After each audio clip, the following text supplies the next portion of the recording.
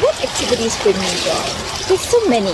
There's music, there's dance, movies, parties, going out with friends, events. I love weddings. There's so many. How do I pick just one? Okay, what appeals to me about many of these activities is that it involves dressing up, and I love dressing up. It's also a very strong sense of femininity in many of them.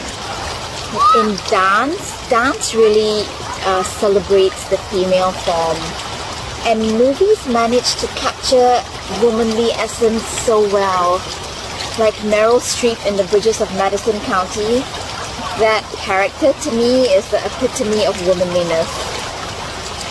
Most of the music I listen to comes from the 70s and some from the 60s, and it brings back so many good memories of my childhood.